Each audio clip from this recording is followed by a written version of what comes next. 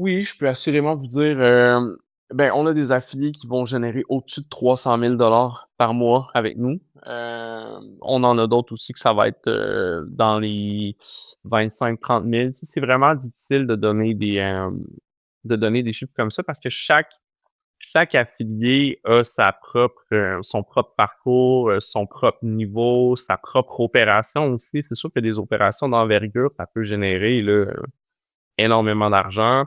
Quelqu'un de tout seul, bon allez, je donne un exemple. J'ai rencontré un gars à Prague en septembre, un Français justement, puis avec nous, il générait 300 par mois, OK? Il était principalement sur OnlyFans. J'ai parlé un peu de AI avec lui. Le mois dernier, il a fait 12 000. Donc, à partir quand je suis revenu à Québec, je l'ai présenté à un affiliate manager. J'ai dit, hey, j'ai parlé à ce gars-là, il fait un petit peu de OnlyFans avec nous. Selon moi, ce serait bien qu'il fasse du AI, que tu devrais lui envoyer des offres.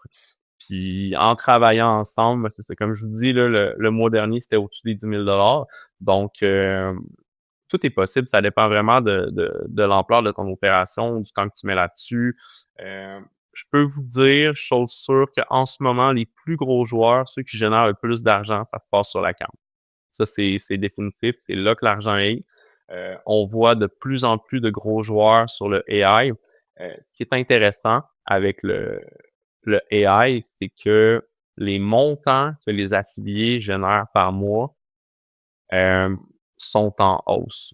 Euh, Exemple, il y a 2 ans, un gros affilié AI allait générer 5 000 par mois, puis c'était beaucoup. Maintenant, c'est pas rare de voir des 30, 35, 40 000 par mois. L'argent que ces gens-là sont capables de faire par mois, c'est vraiment en croissance. Et typiquement, sur ce genre de marché-là, c'est plus du rev share chez vos affiliés ou c'est plus C'est beaucoup du du CPA? PPS. OK, Ouais, PPS. ouais, beaucoup du PPS qui fonctionne. Le AI, il n'y a pas beaucoup de cost per lead, du CPL. C'est OK, vraiment beaucoup du PPS ou du RevShare. OK, Mm. ça marche. Top. Hem, Franck?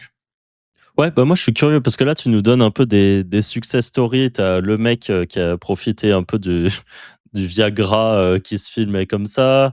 Là tu parles de quelqu'un qui se met sur les AI compagnons et qui bah, du coup qui génère d'un seul coup beaucoup plus, tu vois, en se mettant dessus. T'as d'autres un peu success stories de gens qui font des tu vois, qui sont partis de trucs un peu random et pour qui ça marche bien, évidemment, sans donner de niche, sans donner de trucs comme ça, mais enfin, ou en donnant la verticale, tu vois, en large, sans forcément dire comment ils font, mais encore aujourd'hui, tu vois, des success stories dans ce style. Oui, ben oui, j'en ai énormément. Je me souviens d'un affilié à l'époque, quand j'ai commencé comme affiliate manager, il y avait des subreddits. Euh, Puis à l'époque, on avait une offre qui s'appelait The Porn Survey. OK? Donc, ça, en gros, c'était un questionnaire où on te posait 5 à 8 questions, si je me souviens bien. Puis à la fin, ça disait, hey, merci d'avoir répondu à notre sondage. Voici 5 cadeaux pour toi. C'était pas des cadeaux, c'était des offres. Fait que l'affilié choisissait une offre. Pas l'affilié, excuse-moi, l'utilisateur choisissait une offre. Puis à partir de là, il convertissait. Moi, je commençais comme affiliate manager. Puis je travaillais avec un affilié qui avait un subreddit où il mettait le porn survey dans son audio. Puis il disait, hey, aidez-moi à savoir c'est quoi que vous aimez. Puis moi, j'avais mis j'avais modifié un peu son survey pour mettre le nom de son subreddit. Fait que ça avait l'air, le flow Cool. était super beau. Un jour, on a décidé qu'on allait ouvrir le porn survey. Donc, dans le fond, moi, j'ai décidé que j'allais regarder dans le lien qu'est-ce qui convertissait le plus. Puis on s'est rendu compte finalement que ses utilisateurs à lui étaient super chauds pour les offres de VOD. On a arrêté de prendre le porn OK. survey, puis on a poussé uniquement du VOD.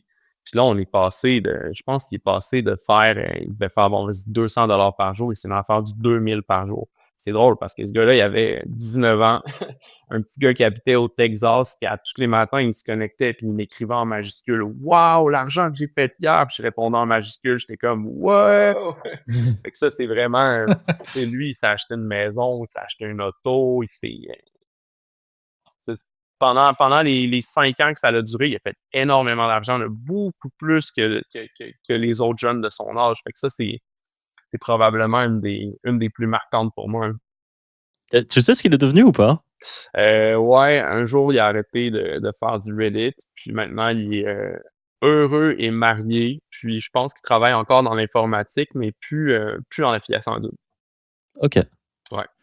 Mais il a mis de l'argent de côté pour ses beaux jours, ça c'est sûr. Oui, j'imagine qu'il a dû, quand tu fais 2 000 balles par jour, je pense que tu as le temps de voir venir après. Ouais, exact, exact. OK, Mais ouais, non, trop c'est bien. ça. Sinon, tu sais, on en voit à chaque jour là, des affiliés. Justement, le gars qui a commencé à faire que je vous parlais un petit peu plus tôt dans l'émission, là, l'auditeur l'auditeur de votre podcast qui s'est mis à faire du parasite SEO sur nos offres de AI, ben, on était en appel vidéo avec lui il y a quelques mois, puis il nous expliquait, il disait les gars, c'est fini le 9 à 5, là, je vais faire de l'affiliation maintenant, là. Puis ça, comme affiliate manager, c'est la plus belle chose que tu peux entendre, là. Quand il y a un affilié qui te dit je lâche ma job, tu sais, t'es vraiment heureux, là, tu as contribué au succès de cette personne-là et C'est c'est clair. fini le bureau pour lui. Fait que mais on en voit pour vrai chez Crack, là, une fois par mois, on a quelqu'un qui arrête de travailler et qui commence vraiment à faire de l'argent à partir de l'affiliation. Fait que ça arrive vraiment fréquemment, là, des success stories. OK, ouais, trop bien. Ouais, c'est cool. Ouais. C'est cool que c'est quelqu'un qui écoutait le podcast et c'est quand il a, je suppose, écouté le podcast avec Julien? Exact. Ouais. OK, trop bien. Ouais. Trop bien. Moi, j'avais une question parce que c'est un vrai sujet pour tous les affiliés, pour le coup, qui travaillent avec des networks et qui sont en contact avec des affiliate managers. Selon toi, c'est quoi le bon moment en tant qu'affilié pour venir négocier une offre avec son affiliate manager? Alors, négocier une offre, c'est ce que tu veux dire?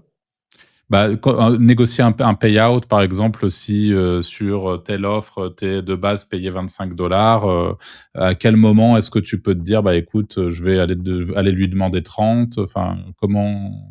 C'est vraiment une bonne question. Je te dirais qu'à partir du moment où tu es capable d'aller chercher plus de volume, tu as un bon levier.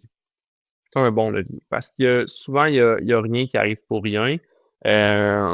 C'est difficile de justifier une hausse de payout si le volume est le même, la qualité est le même. Par contre, si tu es capable d'aller chercher plus de volume, si tu es capable d'aller débloquer une meilleure qualité, là, tu as tout intérêt à faire ta demande. Puis pour vrai, moi je dirais aux affiliés, gênez-vous pas, demandez-le. Demandez aussi à vos affiliate managers qu'est-ce qu'il faut pour que je me rende là? Parce que souvent, quand tu es conscient de où tu dois te situer, puis de qu'est-ce que tu dois aller chercher pour avoir la hausse de payout, mais après, c'est facile, C'est motivant, ouais. tu as une idée d'où tu t'en vas.